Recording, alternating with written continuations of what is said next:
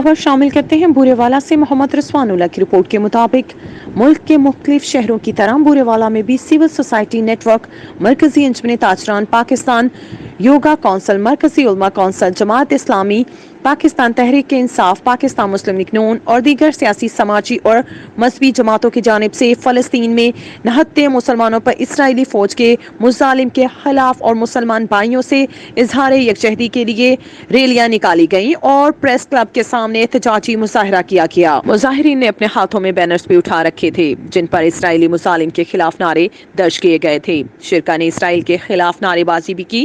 ان کا کہنا تھا کہ اسرائیل میں بچوں اور عورتوں سمیت مسلمانوں پر ظلم و ستم کے پہاڑ توڑے جا رہے ہیں، وہاں مسلمانوں کو گاجر مولی کی طرح کاٹا جا رہا ہے۔ اسرائیلی دہشت گردی کے خلاف پوری مسلم امہ کو ایک پلیٹ فارم پر اکٹھے ہونا چاہیے۔ مصطفیٰ